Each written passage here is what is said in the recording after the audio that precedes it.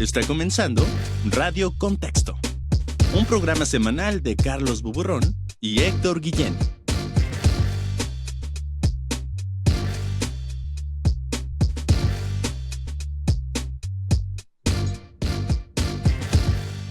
Lunes 14 de octubre de 2024 iniciamos el episodio 22 de la primera temporada de Radio Contexto. No podría ser de otra forma. Desde luego me acompaña Héctor Guillén. Héctor, ¿cómo estás? ¿Cómo estuvo tu semana? A ver, platícame. Carlos Buburrón, la verdad la semana ha estado pues muy movida este fin de semana en Guadalajara, luego de regreso a la Ciudad de México, pero definitivamente una semana con muchísima información en todos los aspectos y creo que con la necesidad de darle el contexto a nuestras contexteras y contexteros sobre temas fundamentales en el país. Es ahora sí un radiocontexto mexicano, otra vez cero tema internacional y un tema de, bueno, tres contextos muy de este país que están sucediendo y que necesitan las personas que nos están escuchando enterarse porque ya hay mucha información en internet, hay mucha información en las redes sociales y la verdad es que pues no sé cómo tú veas esta semana en cuanto a la información que ha estado un poco cargadita en todos los ámbitos. Sí, no, una semana de pasaron muchas cosas. Todas las semanas pasan muchas cosas, pero esta en especial creo que los contextos que hemos elegido reflejan eso. En el contexto de la semana hablamos acerca de lo ocurrido en Guerrero tras el asesinato del presidente municipal de Chilpancingo y que coincide con que esta semana también se presentó la Estrategia Nacional de Seguridad Pública que adoptará el gobierno de Claudia Sheinbaum durante su mandato. Entonces vamos a hablar de estas dos cosas que definitivamente están conectadas y también un poco, bueno, no tanto, pero se conecta con el contexto necesario que es acerca de esta tómbola que se llevó a cabo en el Senado de la República el pasado sábado 12 de octubre para elegir qué puestos serán electos en 2025 y 2027 según la reforma judicial.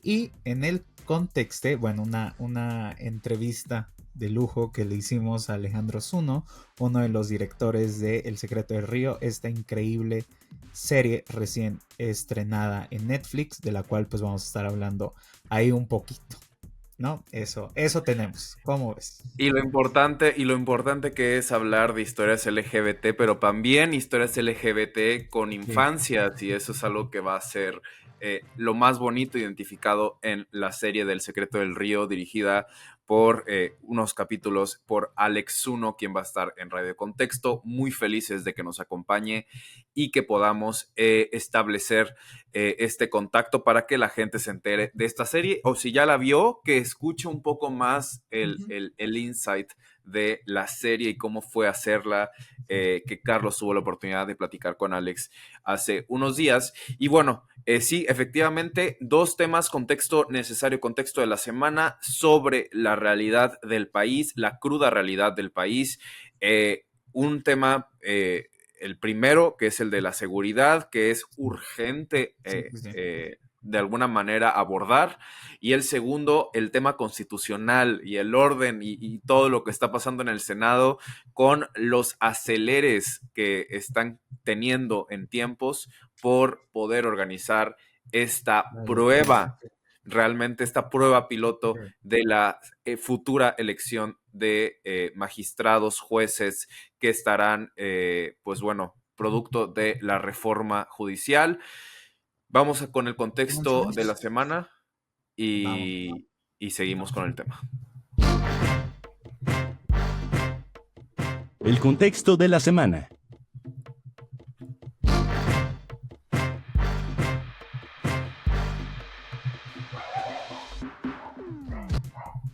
En las elecciones del pasado 2 de junio, en el municipio de Chilpancingo, ganó la coalición PRI-PAN-PRD a Morena. Alejandro Arcos, catalán, era el candidato a la presidencia municipal. El 27 de septiembre, el pasado 27 de septiembre, unos días antes de que hubiera el cambio en el gobierno, Ulises Hernández Martínez, ex coordinador general de las Fuerzas Especiales de la Policía de Guerrero, y quien sería el secretario de Seguridad Pública Municipal de Chilpancingo en la administración de Arcos Catalán, que iniciaría a unos días, fue asesinado. Este fue el primer asesinato que ocurrió en Chilpancingo y que marcó un poco lo que ocurriría en los siguientes días. Pues el 30 de septiembre tomó protesta Alejandro Arcos Catalán como presidente municipal de Chilpancingo, en medio ya de un clima de inseguridad que se sabe que existe en el municipio y en general en el estado. 3 días después, el 3 de octubre, fue asesinado en el centro de Chilpancingo Francisco Gonzalo Tapia Gutiérrez, quien era el secretario general del ayuntamiento y el brazo derecho de Alejandro Arcos, quien ya en ese momento era presidente municipal. Tras este asesinato, Arcos declaró en una entrevista con Grupo Fórmula que exigía mayor seguridad para poder desempeñar sus funciones, que sabía que el contexto del municipio y del estado les ponía en riesgo para realizar su trabajo y solicitaba apoyo al gobierno de Guerrero para garantizar la gobernabilidad en el estado y en el municipio. En general, enfatizaba en esta entrevista que no eran gente de conflicto. Sin embargo, el 6 de octubre se dio a conocer que Alejandro Arcos había sido asesinado y su cuerpo fue expuesto en la vía pública en una de las escenas tal vez más impactantes de los últimos años en lo que a violencia política se refiere. Y bueno, definitivamente este hecho generó una viralización de la noticia y se corrió como pólvora en todos los noticieros nacionales lo que estaba pasando en Chilpancingo, Guerrero. La misma noche del hecho, la Fiscalía General del Estado de Guerrero inició una carpeta de investigación y la gobernadora Evelyn Salgado condena los hechos y asegura que no habrá impunidad en lo ocurrido. Y de esta manera se intensifican los operativos de vigilancia en Chilpancingo. El lunes, en la mañanera, la presidenta condena el asesinato en conferencia de prensa y asegura que la Fiscalía General de la República podría atraer el caso y recalca que Guerrero no es uno de los estados con más homicidios en el país, de alguna manera para aminorar la alarma de los medios al voltear a Chilpancingo. El martes en la mañana también el secretario de Seguridad Pública, Omar García Harfuch, señala que el domingo 6 de octubre el alcalde iba a dirigir a una reunión en Petaquillas, una localidad muy cerca de Chilpancingo, y si bien se desconoce a qué iba y quiénes iban a participar en ese encuentro, Harfuch enfatiza que el alcalde iba solo y no contaba con escoltas. Esto de una manera de justificar que no, efectivamente no había solicitado la protección de la manera que la Guardia Nacional esperaba y que si bien se había pedido la seguridad de los medios de comunicación, no realiza la petición formal a la federación. Bueno, esto al final creo que queda sobrando porque al final del día Arcos Catalán está muerto y fue asesinado el Chilpancingo días después de asumir el cargo. Durante el funeral de Alejandro Arcos asistió Norma Otilia Hernández, exalcaldesa de Chilpancingo y exmorenista, quien fue expulsada del partido después de que el año pasado sostuviera una reunión con César Ortega, el líder de los Ardillos. Ese cártel local de Guerrero, que tiene una gran presencia en el estado y bueno, se sabe de esta reunión porque quedó demostrada en un video que se difundió en los medios de comunicación y pues en las redes sociales y que seguramente la mayoría de las personas vimos. Esta expresidenta municipal fue corrida entre gritos de reclamo que recordaban que una de las promesas de Alejandro Arcos era combatir el crimen organizado y no aliarse con él, como lo había hecho su antecesora, o parecía haberlo hecho su antecesora. La violencia en Guerrero, y en especial en Chilpancingo, es tal que, por ejemplo, el obispo de Chilpancingo, José de Jesús González Hernández, adquirió notoriedad hace algunos meses por impulsar una tregua entre los grupos del crimen organizado con la sociedad para que haya paz en la ciudad. Se sabe que la Iglesia Católica en distintas partes del país ha impulsado acuerdos o treguas para garantizar la paz en ciudades que viven altos grados de violencia como Chilpancingo. Y también la violencia está tal que Gustavo Alarcón, ex candidato a alcalde por el PAN y quien era el suplente de Arcos, nos ha pronunciado sobre diversas versiones que circulan de que él no estaba dispuesto a asumir el cargo por su propia seguridad. Y este es un poco el contexto de lo que ocurrió en Guerrero. Hay que recalcar que estuvimos intentando contactar a periodistas locales, sin embargo, un poco el ambiente de violencia en la ciudad y en el estado, pues impidió que nos aceptaran una entrevista. Así es, la crónica de lo que ha sucedido en los últimos días en Guerrero. Por un lado, en Acapulco sigue recuperándose del huracán John y en Chilpancingo la Ujú. violencia no cesa y la inquietud de los habitantes persiste frente a lo que pareciera una ingobernabilidad evidente. Vamos a ver qué va a suceder con el suplente en el aspecto de cómo va a ser protegido del riesgo de actos de violencia o un posible, pues sí, un posible ataque de crimen organizado. En el contexto del cuestionamiento de la población en general de cómo vamos a reaccionar a este clima de violencia en distintas partes del país, el pasado 8 de octubre en la mañanera, Claudia Sheinbaum presenta la Estrategia de Seguridad Nacional que adopta el gobierno a partir de que asume García Harfuch pues su encargo como secretario de Seguridad Pública. Son 4 ejes lo que presentan. El primer eje es atención a las causas. El segundo, la consolidación de la Guardia Nacional.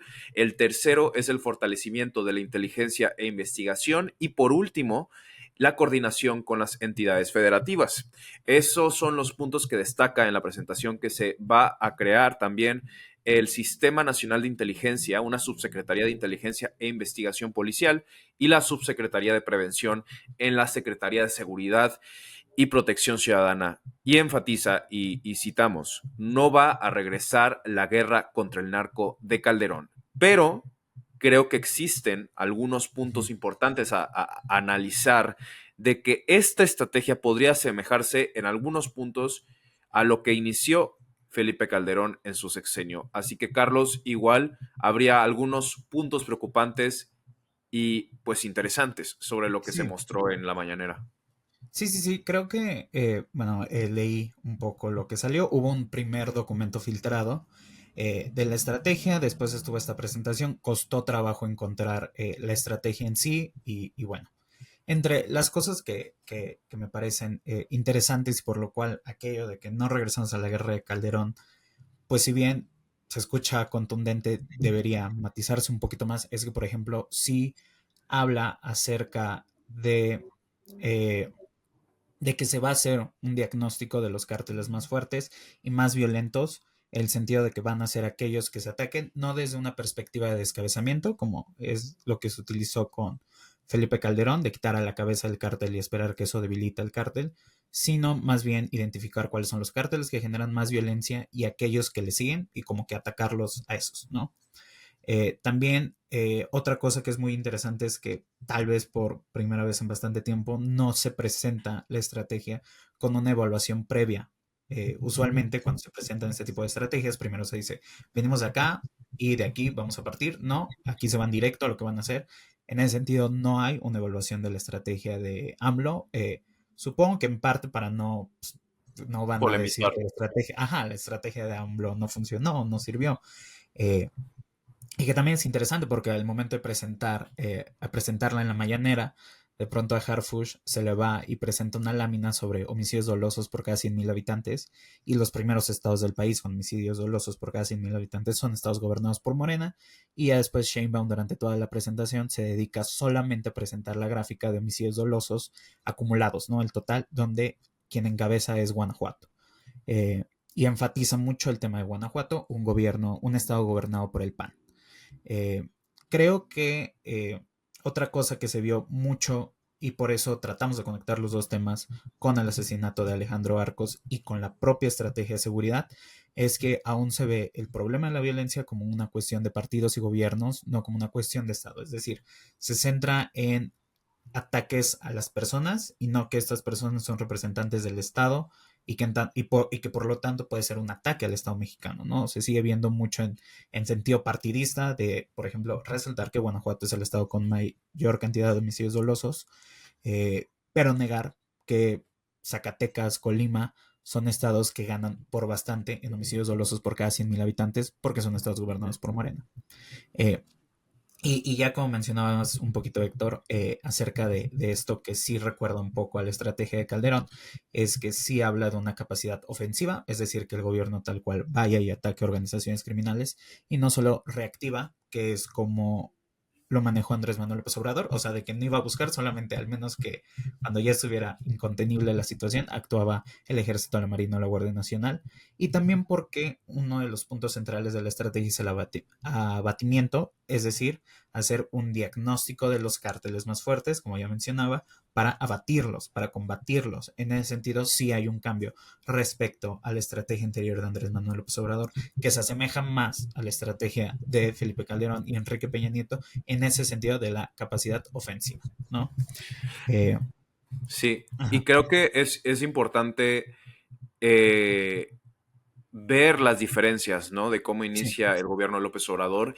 Creo que al final, siendo un poco francos, no hubo estrategia de seguridad en el gobierno de López Obrador. O sea, cuando hablamos de la estrategia de seguridad, hablamos de una delegación de las decisiones de una manera muy extraña. O sea, López Obrador de alguna manera decidía actuar, como tú lo dices, en ciertos momentos de violencia extrema, de situaciones que requerían urgencia, pero pareciera que incluso no recuerdo bien, no sé si tú me puedas ajá, ayudar, si existió una presentación en la mañanera, al principio de las mañaneras, cuando inició López Obrador, de la estrategia de seguridad, pero creo que sí, sí, pareciera que, sí lo pareciera que, hubo, ajá, ajá, sí lo pareciera hubo. que fue a la marcha, ¿no? El centro era el ataque a las causas, ¿no? O sea, por ejemplo, Jóvenes Construyendo el Futuro, cuando se presentó, era un programa cuyo enfoque era, y se habló en la campaña del 2018 y al inicio del gobierno, de que el enfoque era quitarle al narco a los jóvenes, ¿no? O sea, que los jóvenes no fueran eh, objetivo del narco porque van a tener un sistema de apoyo para que no se dedicaran al narco. Después se vio que evidentemente una beca de 4,000 pesos mensuales no compite contra un salario, si se le puede llamar de alguna manera, que recibe algún joven que se dedique al crimen organizado, que esté involucrado en alguna red de crimen Sí, estás organizado. hablando de una Entonces, por diferencia ejemplo, abismal. Jóvenes Construyendo el Futuro, que empezó con esta idea de atención a las causas, terminó, ahora es un programa de inserción laboral, ¿no? Porque se dieron cuenta que no funcionaba, pero sí, o sea, sí hubo estrategia de seguridad con López Obrador, y el centro era fortalecer las causas, y Guardia Nacional no hablaba tanto de inteligencia, que sí es, por ejemplo, lo que hace Sheinbaum. Sí. Sí, que creo que esa es la gran diferencia. O sea, más que el hecho de tener una estrategia o no, formalmente no se podría calificar de tal, ¿no? Porque no había esta Sí, sí. intervención un poco más definida de esta figura que va a ser Omar García Harfuch y que se nota que va a tomar el liderazgo, para Sí. bien o para mal, de la estrategia de seguridad en todo el país.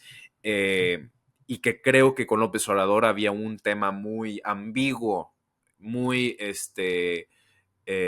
por así decir, dependiendo el clima de la agenda nacional y de la agenda Sí. pública, era como se iba definiendo la estrategia de seguridad. Sí, como mencionas, había atender las causas que se repite en el Con discurso Sheinbaum. de la presidenta Sheinbaum, pero habrá que ver cómo evoluciona, porque pareciera que está más definida la estrategia de seguridad con Sí. Harfuch ahora que inicia Sheinbaum. Y hay cosas que a mí me parecieron como muy interesantes. Por ejemplo, habla de evaluaciones periódicas de los resultados y eso no se había visto. O sea, llevamos años de violencia y años de estrategias y nunca se había planteado cómo evaluamos, ¿no? Que sí esté funcionando, y Sheinbaum en su plan sí lo presenta, evaluaciones periódicas de resultados, a ver Sí, si en verdad están evaluando. Habla, por ejemplo, de profesionalización estatal y municipal de policías, que en realidad es un tema que siempre se ha hablado y nunca se ha logrado. Se centra en que Harfuch va a ser el gran coordinador y planeador. Ahí yo tengo, por ejemplo, mis dudas al momento de hablar con Sedena y Marina si se van a dejar coordinar por Harfuch, pero pues veremos. Y creo que había un tema que solamente apareció en la versión filtrada y ya no en la oficial, y era que la Secretaría de Seguridad iba a aprobar los nombramientos de secretarios de seguridad estatales. Pues porque, o sea, a ver, hoy en día el secretario de Seguridad puede ser el compadre del gobernador, alguien que hizo favores políticos, alguien que ni siquiera sabe qué onda con la seguridad. Y a mí eso no me hubiera parecido mal, pero sí es una cosa súper centralista, ¿no? O sea, ¿cómo es que la federación me va a aprobar a mí, mi secretario de seguridad? O sea, sí tenía como ese doble filo. Y también habla acerca del que el Gabinete Ampliado de Seguridad va a revisar los perfiles de las y los candidatos a puestos de elección popular. Esto como un poquito para combatir el hecho de que hayan personas ligadas con el crimen organizado en los procesos electorales locales. Creo que podría ser un buen primer paso, pero no sé qué también vaya a funcionar y no sé con qué tanta seriedad lo vayan a revisar y no sé si hubieran perfiles de Morena con ¿Y nexos con qué el crimen significa, organizado que y lo qué van a quitar. significa evitar esto, ¿no? ¿Qué significa Ajá, evitar que haya candidatos relacionados con el crimen organizado? Lo podemos ver en Tamaulipas. sí. Actualmente está en un desastre absoluto de seguridad. Hace unos días secuestran a Vicente Verástegui, el hermano de el familiar del candidato Truco Verástegui, que fue candidato de PRI PAN PRD a la gubernatura de Tamaulipas. Fue secuestrado, Ujú, escapa a los días del secuestro. ujú, La ingobernabilidad en Tamaulipas también en temas de seguridad sigue sí, siendo exactamente la misma y Sheinbaum está tratando de ver la manera de poner orden desde el sí, centralismo, ¿no? sí, Desde el sí, sí, sí. centralismo, pero si evaluamos la situación y la gente de Tamaulipas estaba mucho más conforme con la seguridad con Cabeza de Vaca, el ex Ajá, gobernador panista, acusado de tener de nexos con el nexos con crimen el crimen organizado. organizado. Entonces, a veces es un poco Sí, muy, muy difícil tratar de analizar sí, esto, porque estamos hablando de que no muchas veces, perdón, algunas veces que hay líderes o gobernadores o personas que toman decisiones que tienen el nexo con el crimen organizado, es cuando logran mantener la calma y la seguridad sí, en un estado. ¿Qué es el llega a precio que se pasar. tiene que tener? Y desde el centralismo, ¿se va a lograr identificar quiénes son esas personas? ¿Cómo va a, desde la Ciudad de México, identificarse si algo está más calmado, si algo está empeorando? Necesitamos un poco de romper un poco la lógica de ordenar todo desde el centro y empezar a delegar y a buscar maneras de interactuar con los Sí, estados y los rincones del país que están sumidos en la violencia y ver la manera, ¿no? La manera correcta, porque uno diría, bueno, lo correcto es evaluar estos perfiles y si tienen nexos con el crimen organizado, claro, ¿no? Bajo cualquier ética tienes que evitar que lleguen a ser candidatos o candidatas a puestos de elección popular. Pero después de eso, ¿qué? O sea, si llega alguien que no tiene la menor idea y que le pase lo que le pasó al alcalde de Chilpancingo, o sea, eso es lo que yo pienso que hay que tener lógica y precaución, ¿no? O sea, sí, porque al final lo más importante de todo es que la gente esté con seguridad. O sea, creo que eso es lo más, eso es lo que quiere el mexicano promedio, ¿no? O sea, sí, estar tranquilo, poder salir a las calles, no tener miedo de que te llegue un tiroteo, no poder ir al supermercado. O sea, en Culiacán, el hecho de estar sí, encerrados los fines de semana, no poder ir a un centro comercial, no poder ir al cine, no poder ir a una fiesta o una reunión, yo creo que es fundamental que la gente deje de estar pensando, la gente que toma decisiones en seguridad ujú, pública, que dejen de pensar con una lógica donde no están entendiendo a las personas que están habitando estos lugares. O sea, necesitan sí, ponerse en los zapatos de estas personas, porque estas situaciones necesitan reevaluarse y no solo tomar decisiones bajo la lógica de, tenemos que elegir desde sí, nuestra óptica quién o no debe de gobernar estas localidades en el país. Así que, bien. bueno, eso es algo que ha sucedido en los últimos días. No sé si hayas visto algo más interesante o vamos ya directo al contexto necesario. Nada más rapidísimo, justamente esta última parte que habla sobre las críticas que se le hacían a la estrategia es que ignora la alimentación de control territorial. No, o sea, y creo que es un poco lo que hablas, ¿no? O sea, hay grupos del crimen organizado que sí controlan territorios, y cuando hablo de controlar territorios es que gobiernan esos territorios y deciden sobre la vida de las personas, y las personas saben que le están siendo gobernadas por grupos del crimen organizado, y eso no se tiene, o sea, no hay esa dimensión de qué haces cuando ya un territorio está gobernado por el crimen organizado. Eh, Creo que eso es algo que ignora. También otra de las críticas que un poco se le hace es que pues no habla ni de armas ni de drogas, que son decisiones que en realidad ocurren en Estados Unidos y que pueden cambiar abismalmente según quien gane en noviembre, ¿no? Entonces, creo que con eso último nos vamos. O sea, si bien aquí está la estrategia, mucho o algunas partes podrían cambiar si gana Trump o Harris. Entonces, y esa dimensión, bueno, bilateral, como que sí se olvida en el plan. Y ya, eso es todo, eso es lo que yo opino. Nos vamos con el El contexto contexto necesario. necesario.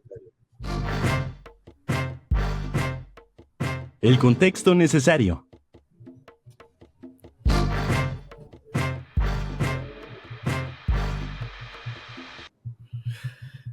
Amiga, la verdad es que la vida es una tómbola y eso es lo que vimos en el Senado estos últimos días.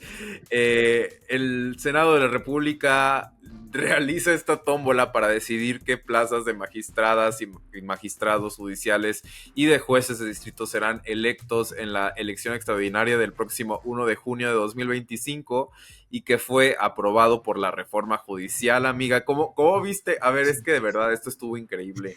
O sea, increíble en el aspecto de que no se podía creer. O sea, se les cayeron hasta unas bolas, ¿no, amiga? Se les cayeron las pelotas en un momento. Se les Se les cayeron las pelotas. O sea, era un auténtico desmadre. Era verdaderamente la Lotería Nacional del Senado. Noroña Se de niño estaba rico. decidiendo la carrera judicial por medio de un sorteo. Y bueno, al final eso va a tener repercusiones, como ya lo hemos hablado en muchos episodios, bueno, no, en unos 2 o 3, y yo ya toda la temporada, pero en varios episodios de Radio Contexto hemos hablado de las implicaciones a futuro de estas decisiones, y justamente esto era lo que estábamos hablando, ¿no? O sea, este es el principio del principio de la reforma judicial y de cómo se van a elegir a las candidatas, o más bien a los puestos que se van a ser elegidos por la población mexicana. Es importante señalar que esa tómbola no es parte de la reforma. La reforma estableció en el artículo 96 constitucional una tómbola que será usada por los comités evaluadores para depurar las listas de candidatas y candidatos que aparecerán en las boletas electorales. La tómbola del sábado salió de emergencia porque pues se dieron cuenta que eran muchas plazas y candidaturas para una sola elección. Y yo hasta ahorita se dieron cuenta. Entonces fue el mecanismo que encontraron para escalonar las elecciones y que unas ocurran en 2025 y otras en 2027. O sea, ahora sí que, como ya lo mencioné, se deja a la suerte su carrera judicial y algunos ya están protestando, ¿no? Incluso hay en redes sociales algunos magistrados que crearon su perfil. Ellos verdaderamente dijeron, yo me voy a hacer mi cuenta de MySpace, de Metroflog, y voy a arremeter contra la reforma judicial, a mostrar su dignidad, como ellos así le llaman, frente a lo que va a ser el sometimiento a la elección de estos puestos. Carlos. Pues sí, así se vio en esta tómbola, una jornada larga, confusa. Ni Noroña yo creo entendía lo que estaban haciendo, pero se hizo.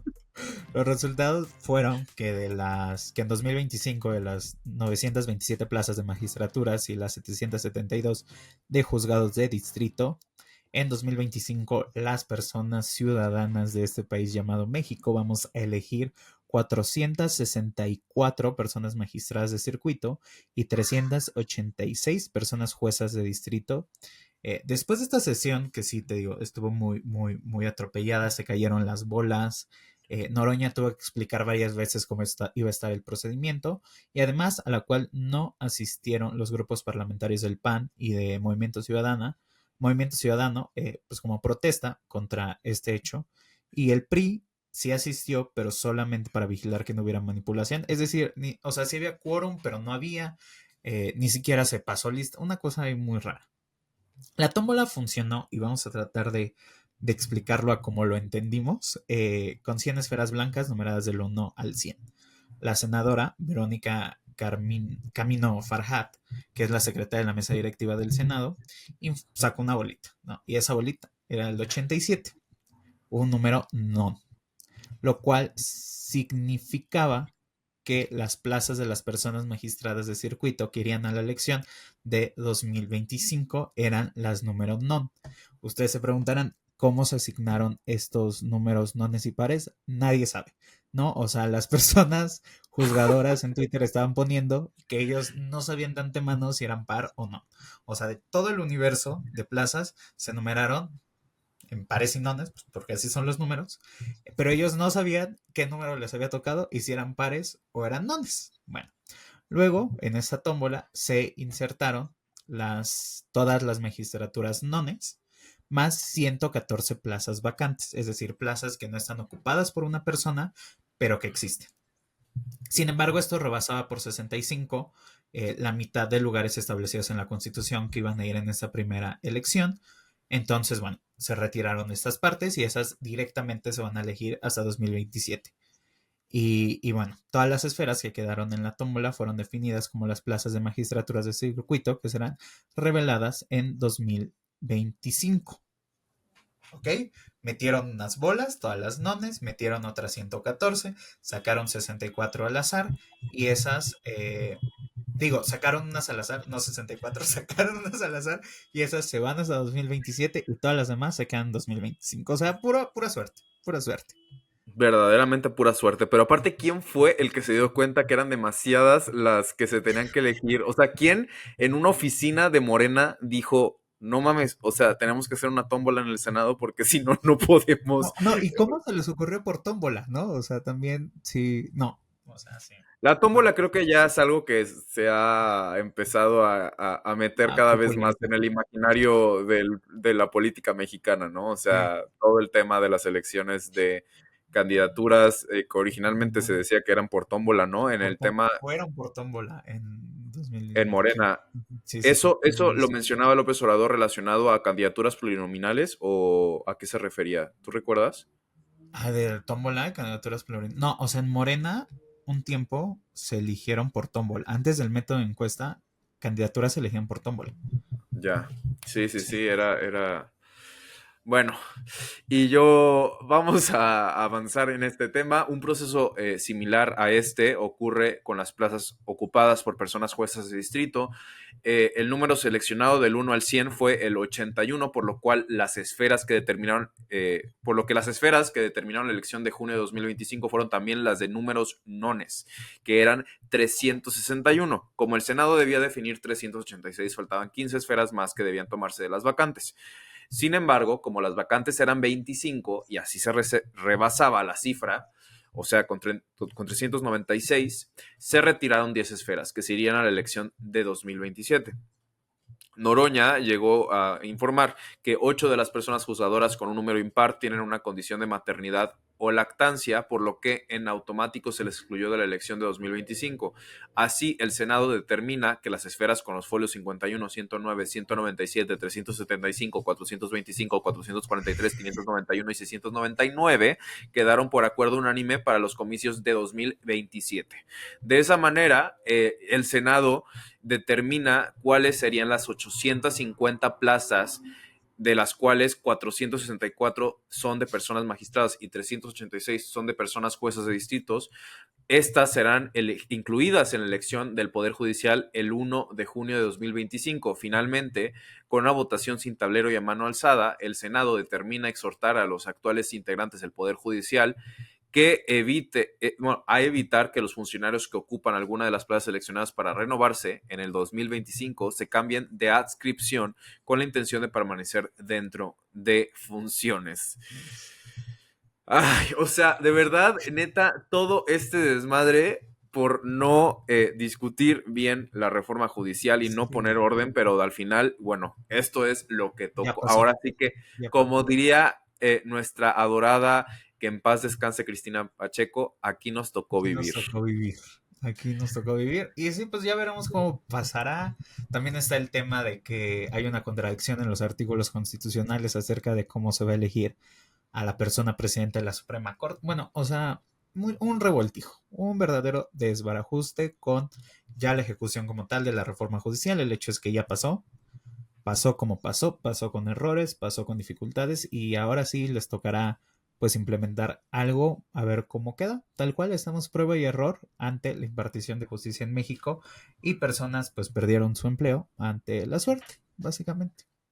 verdaderamente. Perdieron su carrera judicial a manos del Senado y de una tómbola, dependiendo la elección que se va a tener que elegir. Eh, ¿Cómo ves, para cerrar un poco esto y ya irnos a temas más Más amables. agradables? ¿Cómo ves el rumbo de la reforma judicial con ese tipo de eventos?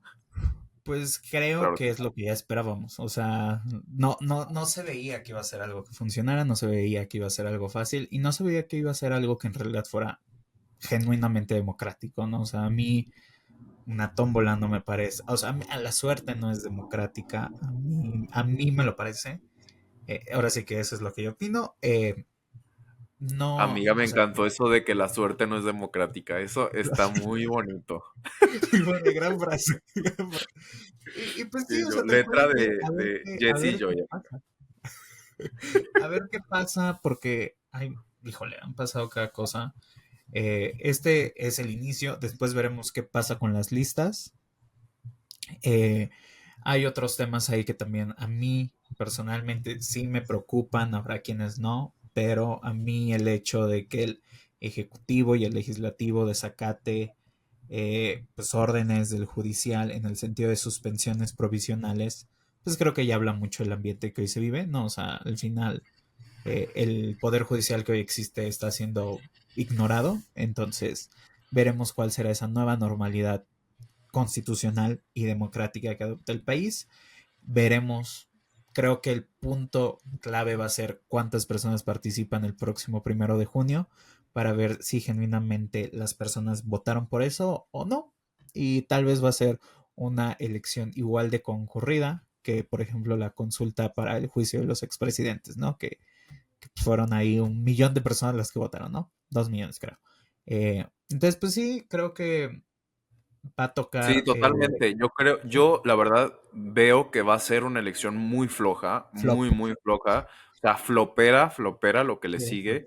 sí, La gente no votó, o sea, la gente votó por el proyecto de la Cuarta Transformación, eso es verdad, sí, pero realmente al mexicano de a pie no le interesa en lo absoluto quién es su magistrado y quién es el juez de distrito y quién es, o sea, sí, no, no lo creo, o sea, incluso no lo digo porque existe esta retórica, ¿no? De que es clasista asumir sí, que la gente de a pie no le importa. No estoy diciendo eso. Yo digo que en general ni siquiera a nadie de mucho, un gran porcentaje de la población no le va a importar porque tiene otras cosas que preocuparse. O sí, sea, es verdaderamente lamentable cómo va visualizándose esta reforma judicial. Habrá cosas interesantes. Gil Suart ya levantó la mano para ser ministro de la Suprema Corte. veremos si Eh, tuiteras y tuiteros van de de la mano, candidatos y candidatos, van de la mano, van, van de la Twitter mano. jurídico, ¿no? Está ahí poniendo algunos de que no, yo sí voy a hacer, yo sí voy a la elección. Vamos a ver. Vamos a ver qué va a pasar. Esperemos que sea lo menos peor. Lo menos. Lo menos peor, que se avecine lo menos peor. Y al final yo creo que es necesario estar pendiente de este tipo de eventos, ¿no? O Sí. sea, que definen por completo el futuro de este país.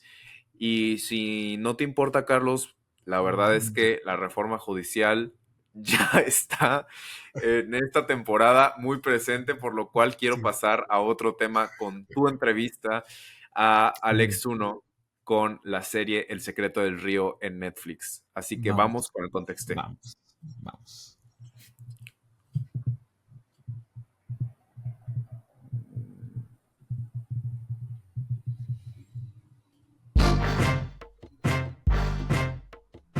Ya está listo el Contexté.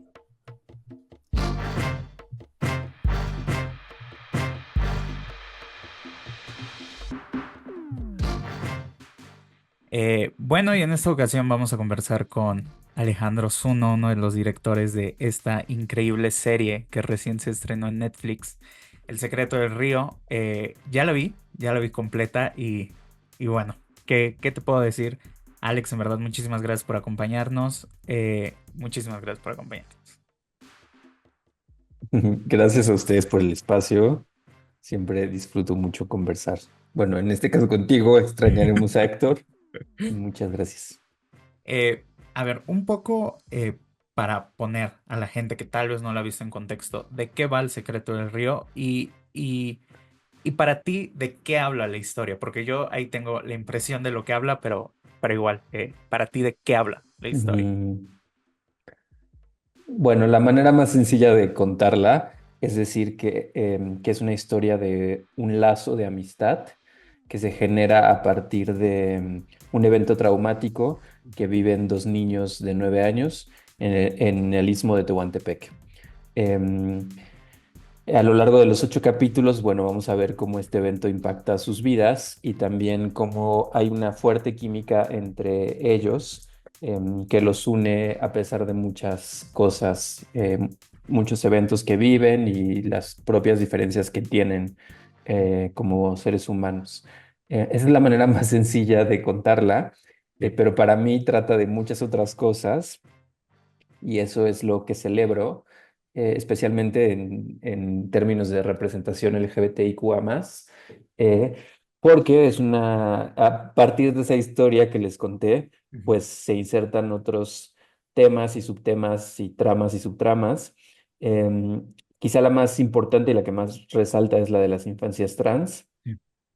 em, porque Manuel, que le conocemos cuando es una niña, bueno, su identidad de género es masculina, muchos espectadores verán un niño, eh, cuando llega a este pueblo descubre a las mushes, Ujú. y a partir de descubrir a las mushes se va dando cuenta pues que efectivamente es una niña. Sí. Y vamos a acompañar las vivencias de Manuel, ese es su dead name. Después elegirá su nombre de chica, que es Hikaru, que en zapoteco quiere decir lo bello, lo bonito. Ujú. Sí. Em, Sin afán de spoilear, los 4 primeros capítulos hablan de la infancia Ujú. y a partir del capítulo 5 vuelve ya efectivamente como una chica trans que se llama Hikaru y se reencuentra con su gran amigo de la infancia que se llama Eric, que es interpretado por Diego Calva. Y a Ujú. partir de ahí hay un montón de temas también que a mí me encantan, ¿no? Y que siento que son súper nuevos en una plataforma. Eh, bueno, voy a spoilear un poquito, lo siento, pero Adelante, adelante. pues a Eric le mueve mucho el tapete Sikaru, ¿no? Sí. Porque hay una fuerte química y una conexión fuerte entre ellos. Entonces, cuando la vuelve a ver, pues hay una confusión ahí, ¿no? Dice, ¿será que me gusta, no me gusta? Y ese tema, ¿no? Como la atracción que pueden sentir muchos hombres cisgénero que se identifican como heterosexuales y que se sienten atraídos por mujeres trans, eso también me parece súper novedoso, ¿no? Pues no siento que se haya tratado, ¿no? Em, Entre muchos otros temas que se van insertando ahí y que a mí pues, me parecen muy interesantes y me encanta que hayamos podido ponerlo sobre la mesa. Sí, y justamente en esta parte que mencionas y que resaltas de que la serie se sitúa en el Istmo de Tehuantepec y se habla de lo Mushe, ¿qué retos implicó en cuestión de investigación, en cuestión de cómo construir este ambiente y también cómo representar lo que significan las Mushes, los Mushes en las comunidades de Oaxaca? ¿Cómo fue también esa otra parte? Porque creo que la serie combina esos dos elementos, ¿no? O sea, la Ujú, parte de esta amistad entrañable, pero también de hablar de un contexto social particular de ujú, México. ¿Cómo fue este proceso de investigación? ujú. Pues fue un proceso bastante largo que inició el escritor y creador, que es Alberto Barrera. Él Sí. inició con mucha anticipación a colaborar con Netflix Ujú. y con Perro Azul. Ujú. Entonces él empezó como todo el proceso de escritura, pues por lo menos un año, casi un año y medio antes de que arrancara todo. Ujú. Después invitaron a Ernesto Contreras, que es uno de los directores y el showrunner, y Ernesto me invitó a mí. Yo pude involucrarme también con anticipación, mucho antes de que arrancara la producción como tal. Ujú. Entonces, incluso Ernesto, Alberto y yo hicimos algunos viajes a Juchitán y a Salina Cruz pero no eran los llamábamos como scouting creativos, Ujú. pero eran viajes pues para conocer a la gente, para adentrarnos más en el contexto, porque no es lo mismo como leerlo, las investigaciones que existen, que ir y estar ahí, ¿no? Y en particular, bueno, Alberto hizo un trabajo muy profundo de, pues de realmente adentrarse en ese contexto y hubo dos asesores muy importantes. Bueno, te cuento que dentro de la musheidad hay como otras definiciones. Sí. Entonces, está las mushes guna, Ujú. que para nosotros en nuestra cultura occidental sería un poco el equivalente a las mujeres trans. Y también existen los mushe engyu, que en nuestra cultura son los hombres gays. Ok. Yo sería un mushe engyu, por ejemplo. Eh, y entonces él se asesoró con Amurabi, que Ujú. es un mushe engyu, y con Alex Orozco, que es una mushe guna. Ujú. Y de hecho Alex tiene una aparición especial en la serie, en el capítulo 5 Ujú. y fue una asesoría em, pues muy profunda en todos los sentidos, o sea, desde las palabras en zapoteco, muchas, desde lo muy general hasta cosas muy particulares. Y propiamente, bueno, sé que diriges el capítulo 6 y 7. ¿Cuál fue el reto de dirigir estos dos capítulos que son ya un momento de clímax de la serie? Y también, ¿cómo Ujú, comunicar esta historia? Ya porque lo haces en la etapa adulta, ¿no? En un momento, ya lo mencionabas, de este redescubrimiento ujú, de la amistad. Eh, Justamente, ¿cuál fue el reto de narrar este redescubrimiento con todos los elementos que lo rodean? ujú. Bueno, narrar el reencuentro y el redescubrimiento entre Eric y Hikaru, pues quizá el principal reto era construir estos personajes a partir de su infancia, que ya estaba construida por Ujú. Ernesto y por Alba. Entonces, yo estuve muy cerca de ellos, viendo cómo planteaban la infancia, y algo afortunado fue que se filmó primero esa parte. Entonces, eso me permitió incluso revisar material con Diego y con Trinidad e ir encontrando, y con Yoshira, que hace Paulina, Sí. e ir encontrando gestos, movimientos, ¿no? Como para empatarlos. Yo creo que es un gran casting, porque Sí. son muy parecidos físicamente, pero también el reto era como lograr, pues, empatar, que el público creyera que son la misma persona. Eso fue uno de los principales retos. También, bueno, generar esta complicidad, comunicación entre Eric y Sicaru, ¿no? Con Diego y Trinidad. Diego y Trinidad fueron súper generosos, abiertos, estaban muy dispuestos pues, a crear y a jugar conmigo, y creo que se logró esa química especial. Eso fue quizá uno de los principales retos, y bueno, que Trinidad está debutando. Ujú. Es su debut, ella nunca había actuado antes, y entonces imagínate ese reto, ¿no? Sí. Como echarse una serie, ¿no? Un personaje protagónico por primera vez. Y no solamente, bueno, ella lo hace increíblemente bien, en verdad, está increíble. En general, todo el caso está increíble, pero en especial en la etapa de infancia también supongo que implica un reto, ¿no? O sea, el dirigir a infancias y además que lo hacen tremendamente bien, ¿no? O sea, el poder, el cómo retratan esta amistad, el cómo retratan las vivencias y todo. eh, es importante. Y justamente en ese sentido, la serie habla de la amistad. ¿Por qué hablar de la amistad? ¿Por qué hablar de la diversidad sexual y de género desde la amistad? Creo que esa fue una pregunta que me estuve Ujú, haciendo mientras la veía. Y pues evidentemente, tú que estuviste del otro lado, ¿por qué retratarla desde la ujú. amistad?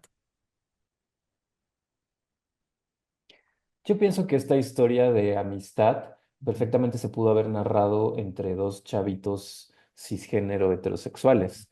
La particularidad es justamente haber decidido que fuera una niña trans. Entonces, pero yo creo que la amistad trasciende todo eso, ¿no? Como si yo te quiero y te acepto como amigo, pues no me va a importar nada más, te quiero, ¿no? Entonces creo que eso es pues lo lindo de esta narración, ¿no? Que pues también reflejar cómo nos hacemos miles de telarañas, y Sí, ella lo dice mucho en sus diálogos, ¿no? Le dice, mírame a los ojos, Eric, sigo siendo tu amistad de la infancia, ¿no? Y incluso usa su dead name, le dice, sigo siendo Manuel, ¿no? ujú, Eh, bueno, creo que eso es lo lindo, ¿no? Y también hay una reflexión que me gusta mucho al final, en el capítulo 8 donde habla justamente de por qué la amistad, ¿no? Por qué sí, la unión entre ellos.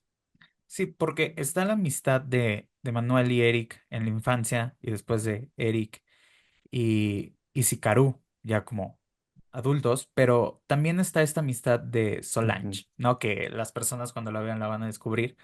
Y es esta otra parte de ujú, amistad de Solange con estos niños en ese momento, pero también con su círculo ujú, de protección, Mushe, ¿no? Con ese círculo Mushe. También ujú, llevándolo a el personaje particular de Solange, como, ¿por qué? ¿Por qué hablar también de la amistad desde esa otra parte y esta amistad intergeneracional que se termina generando? ujú, ¿Cómo hablarlo? ¿Cómo crearlo también? ujú.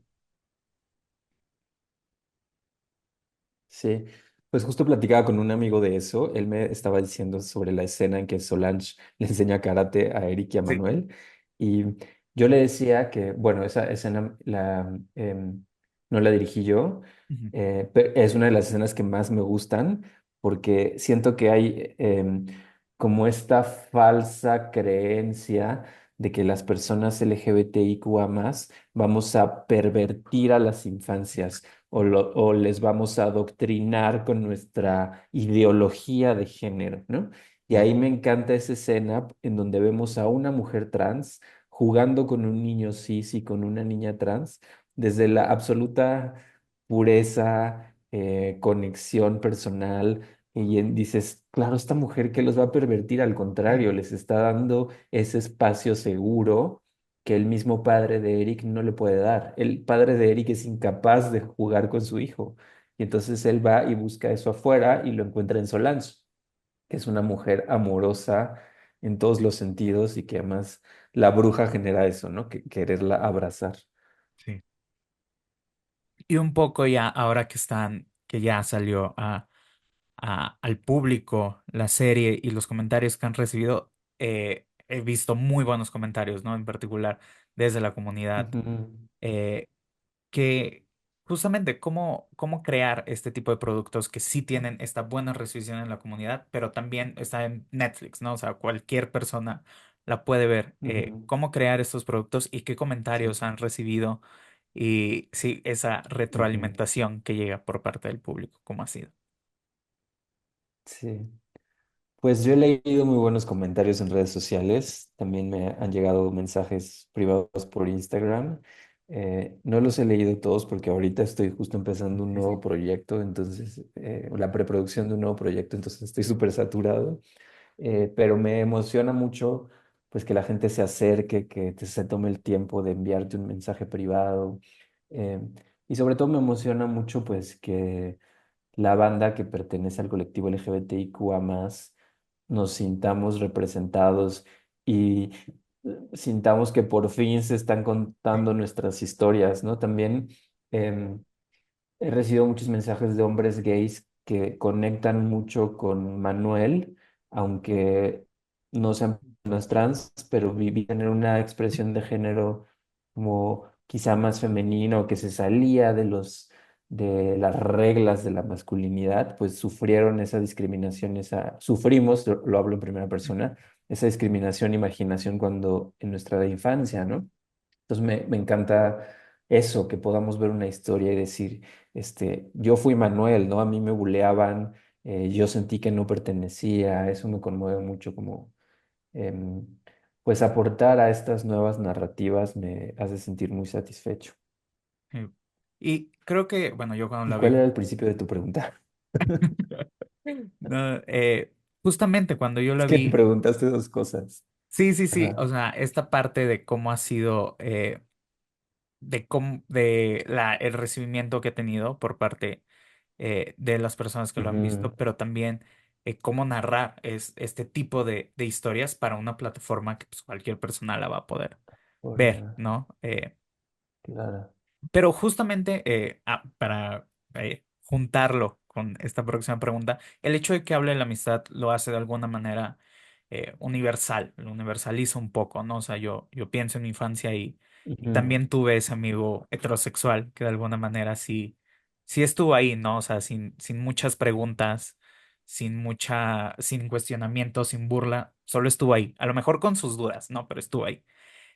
Y justamente eh, al momento de lanzarla a una plataforma como Netflix y hablar de la amistad, también qué esperan recibir por parte del público, ¿no? O sea, no ujú, el público solamente del colectivo, sino ese público mucho más amplio, ¿no? Al final, el hecho de que ujú, personas que tal vez desconocen qué es lo mushe lo puedan ver o que desconocen cosas como ujú, expresión de género, identidad, pues ujú, lo puedan ver cuáles esos retos narrativos para que cualquier persona lo vea, entienda y empatice sobre todo.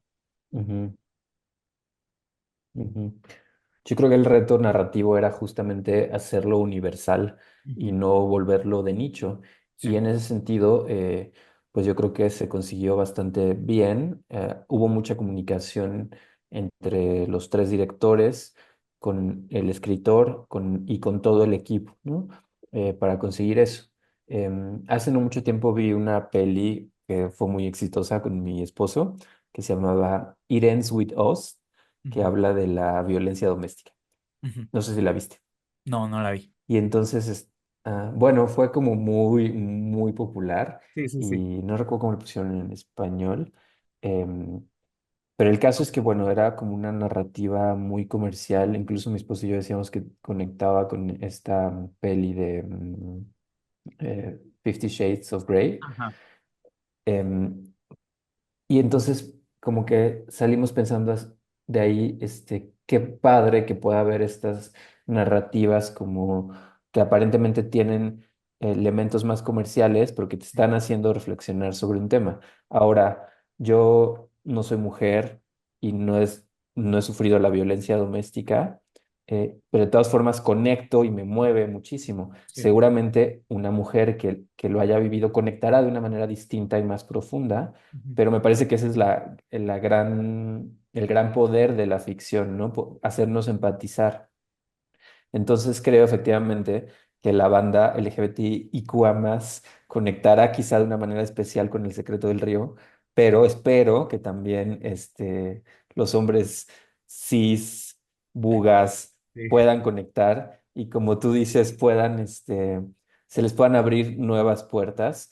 Em, no creo que el objetivo sea educarlos ni No. decirles, a ver, te voy a enseñar un nuevo concepto que se llama expresión de género. No creo que sea para nada eso, pero sí efectivamente a partir de ver la serie, pues quizás se genere un interés por conocer más, por eso, ¿no? Como que siento que es el poder de abrirle una puerta a alguien eh, para un mundo nuevo, ¿no?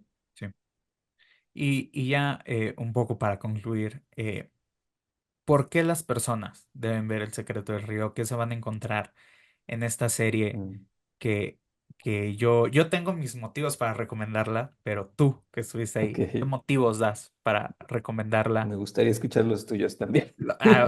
Me dices los tuyos y te digo los míos si quieres. Ok. Pues para empezar, se la van a pasar muy bien. Ujú, Son 8 capítulos en donde no se van a aburrir nunca. em, Se van a reír, van a llorar, se van a conmover, se van a poder ver reflejados, reflejadas, reflejades en los personajes. eh, para todos quienes disfrutaron Tengo que morir todas las noches, será un agradable reencuentro con Nova Coronel, con La Bruja de Texcoco, con Humberto Busto, em, con actores y actrices que Ernesto y yo, con los que colaboramos Ernesto y yo en la serie pasada. ujú. Y bueno, si disfrutaron Tengo que morir, hay como una conexión en temas de diversidad pero en un contexto muy distinto, y creo que eso también lo vuelve muy interesante. Sí, sí, sí. Y yo, mis razones es porque yo lloré bastante en todos los episodios, lloré y creo que justamente, y lo has dicho muy bien, habla de un lenguaje universal que es la amistad y de esas amistades que sin darse cuenta a veces nos salvan, ¿no? Especialmente en la infancia, en esta etapa tan sensible y tan Ujú, complicada, pues para quienes pertenecemos a la comunidad, pues era una etapa, fue una etapa en la mayoría complicada. Y, pero esas ujú, amistades, yo creo que ya como adultas, adultos, adultes, nos damos cuenta que de alguna manera nos iban salvando. Nos salvaron muchísimo y estuvieron ujú, ahí a veces inconscientemente con nosotras y eso creo que es lo que iba la serie, ¿no? O sea, en este caso hablo desde esta ujú, perspectiva del ser gay, pero también desde otras perspectivas estoy seguro que todas las personas tuvimos esa amistad que nos salvó y de eso va El secreto del río ujú. y por eso lloré tanto. Entonces, Alex, no sé, ¿con qué te gustaría concluir acerca para que la gente eh, la vea, la recomiende? ¿Qué eso último que te gustaría decir del secreto del río para que la gente vaya y la vea? Ujú. Esto lo voy a decir, sí, más dirigido a nuestro colectivo, Ajá, eh, porque efectivamente, como bien dices, es una historia de amistad entrañable, pero como decía un poco al principio, hay un montón de temas sí, que son muy novedosos, que no se habían tratado en una serie mexicana ujú, para Netflix, que es la plataforma más más grande, grande. ¿no? Y bueno, está el tema de las infancias trans, también de la atracción que puedes llegar a sentir un hombre cisgénero heterosexual hacia una mujer trans, ¿no? Como esa química que puede surgir entre dos personas más allá de nuestra identidad de género. También por ahí hay una subtrama con el personaje de Ámbar, Ujú, interpretado espléndidamente por Nova Coronel, que sí, tiene que ver con la maternidad trans, ¿no? sí, Esta posibilidad de reconocer de una mujer trans de ser madre. ujú. Eh, y me gusta mucho esa trama también porque, bueno, voy a spoilear un poquito, pero es un reencuentro con su hija y me gusta muchísimo cómo está llevado.